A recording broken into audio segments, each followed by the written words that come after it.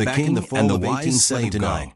people In looked ancient at the times, Hatfield a home king saw a and saw slave perfection. girl in the market Emily for whom an Hatfield was exceptionally high 44 price years was old being and demanded. everyone respected The her. king asked the She girl, seemed like the "What is it perfect about wife you that and makes mother?" your price Her higher than daughters, anyone else Clara, in the entire 20 and market? Evelyn at 18, The girl were replied, known all "Your over Majesty, town as smart, it is my beautiful, intelligence for and which this well-mannered." price is being But something sought. dark was hiding The king behind said, those fancy "Very curtains well. and expensive I will dinner ask you parties. some questions. When Marcus Hatfield If you give the died correct suddenly that answers, September, you will be set nobody free. knew it was just However, the beginning. if you fail What to came answer, next would tear you will be apart this executed. perfect family and show just The how gal far agreed, one woman would and go so to the king keep up asked, appearances. "What is the most This is a precious story clothing? about how a mother's love What is turned the into best something fragrance? evil.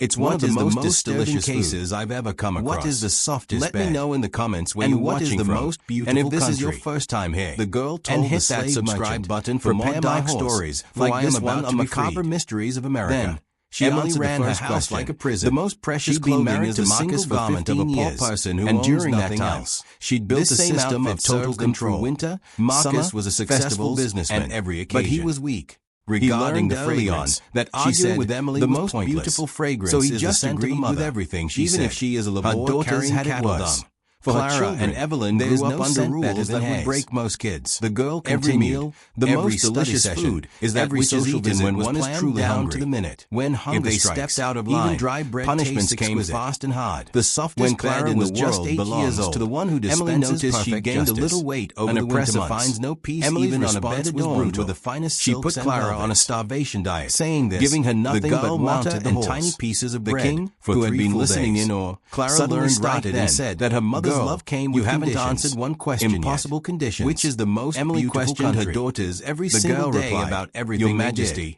who The they most talk beautiful to, country in what the books world they is read, one that is free, even what they dreamed a place about where at no night. one is a If slave. their answers And didn't whether match rulers up, are neither or if they cruel nor hesitated, ignorant, punishment followed. In this final Emily answer kept of a the small girl black lies the notebook essence where of she the wrote entire down every history of mistake her humanity. daughters made.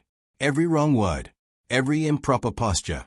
Punishments range from being locked alone in a room for hours to having their books and art supplies taken away.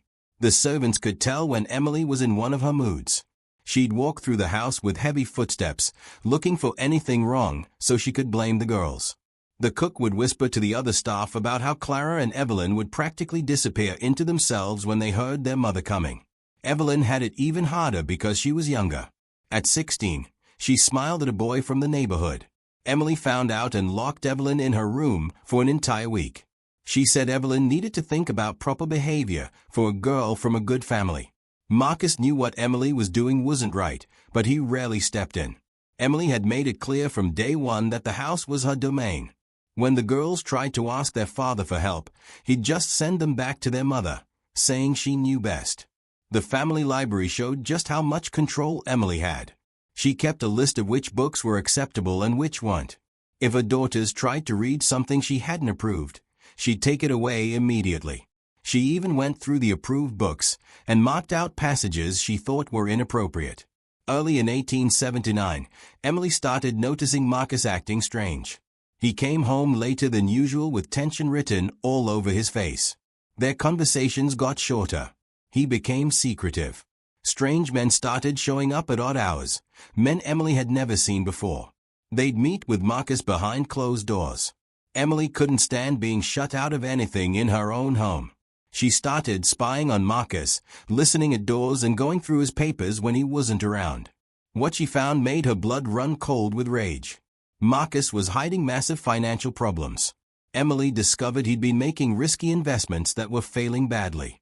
He'd secretly borrowed money against their properties, even forging her signature on documents to keep her from finding out. Even worse, Marcus had developed a gambling problem. He was trying to win back his losses by making bigger and bigger bets. One hot summer night, Emily confronted Marcus about what she'd learned. The argument that followed revealed just how deep his lies went. 6 months earlier, Marcus had secretly canceled their main life insurance policy. He'd needed the money to pay off a gambling debt. All he had left was a small policy that wouldn't even keep the family comfortable for a year. Learning that Marcus had gambled away their future without even telling her sent Emily into a rage she'd never felt before. Her need for control had been violated in the worst way possible, and she couldn't forgive him. Marcus tried to explain himself, saying he was trying to protect the family. But Emily only saw a weak, incompetent failure. That's when Emily made a decision that would change everything. If Marcus couldn't protect the family properly, she would take complete control. Her mind started working on a dark solution.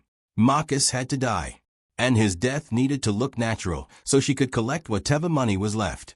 Emily started researching poisons quietly. She learned that certain common plants, when prepared correctly, could cause symptoms that looked like natural illnesses. Stomach fevers were common in middle-aged men, so that's what she'd aim for. She started growing these plants in her garden, telling anyone who asked that she was interested in herbal remedies. She prepared the poison carefully. Emily studied exactly how much she needed to cause gradual sickness that wouldn't raise suspicion right away. She even tested small amounts on animals in the garden, watching the effects and adjusting until she got the perfect mix. Marcus got sick in late summer. He developed exactly the symptoms Emily had planned: nausea, stomach pain, and general weakness.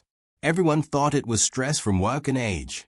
Emily played the worried wife perfectly, making all of Marcus's meals herself and giving him homemade remedies that actually contained careful doses of poison.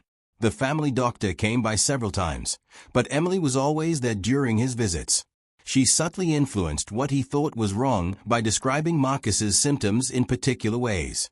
She'd prepared for this, studying medical conditions that would explain Marcus's decline without pointing to poison. During Marcus's final weeks, Emily kept total control over his care. She slowly kept Clara and Evelyn away from their father's room, claiming their presence upset him. Really, she just needed privacy to give him the final doses without anyone watching. Marcus died in agony, but Emily stayed by his side until the end, whispering comforting words while coldly watching her plan come together. Marcus died on September 15, 1879. The official cause was complications from stomach fever. Emily received sympathy from the community with appropriate sadness, but inside she felt satisfied. She thought she'd eliminated the problem threatening her family. She believed she'd secured her daughter's future through her actions.